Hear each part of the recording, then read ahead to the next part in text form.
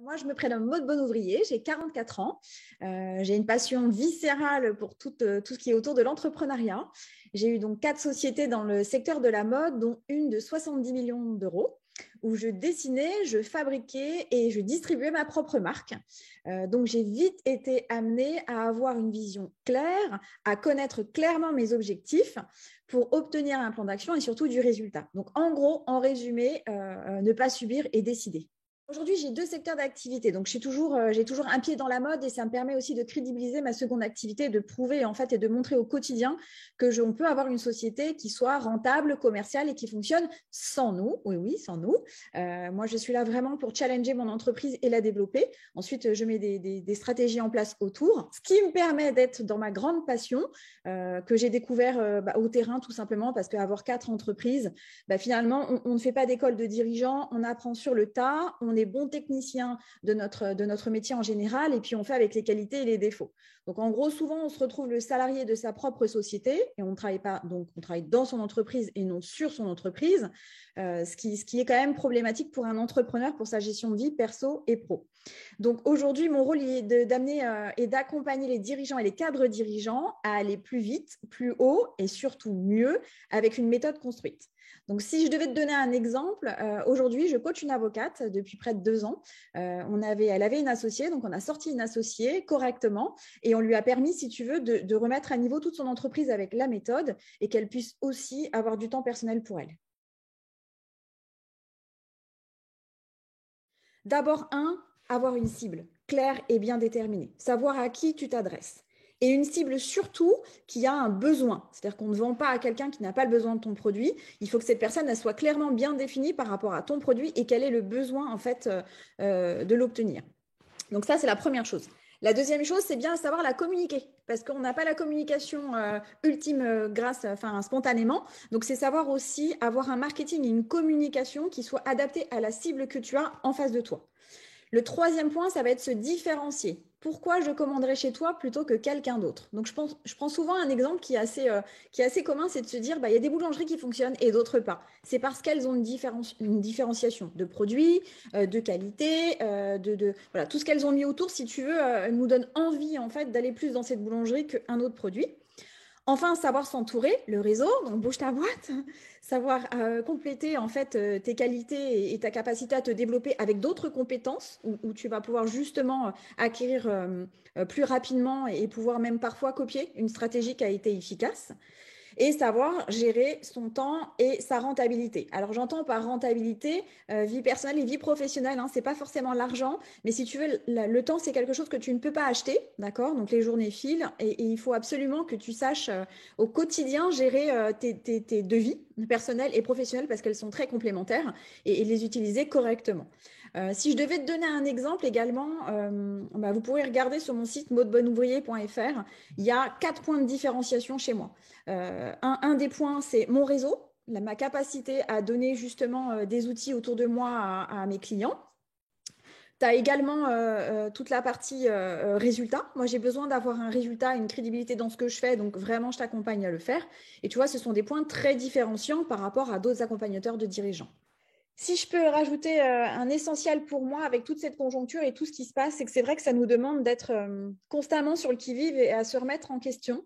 Mais en même temps, c'est un super travail de fond pour remettre les bases de notre entreprise et aussi de notre mental et de savoir exactement le considérer comme une opportunité. Donc, la première chose que moi, je peux conseiller à mes clients, c'est déjà d'être au clair avec eux-mêmes, avec les choix et les objectifs qu'ils ont décidé de mener et qu'ils ne subissent pas, hein, vraiment décider, se poser les bonnes questions. Et croyez-moi, c'est une question hyper importante et hyper longue à structurer, mais une fois qu'elle est faite, le reste n'est qu'un plan d'action et un chemin d'action qui va découler sur un résultat.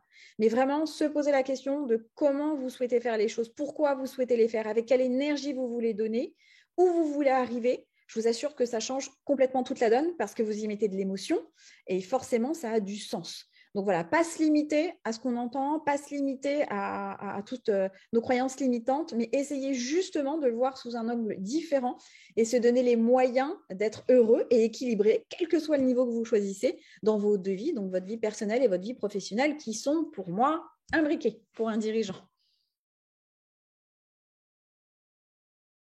Déjà, plutôt que d'aller chercher une nouvelle clientèle, ce qui est toujours beaucoup plus délicat et qui demande un financement un peu plus important, c'est de faire déjà avec la clientèle existante et d'optimiser déjà ce que tu as. Donc, en gros, tester et mesurer ta clientèle actuelle pour pouvoir en fait dupliquer ou transformer certains produits pour être plus en corrélation avec ton chiffre d'affaires.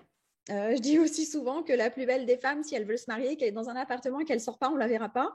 Donc, être visible, effectivement, participer à plein de réseaux, à des conférences, à des webinars, tout ce qui peut en fait te donner une visibilité. Ça aussi, ça peut être aussi un axe important.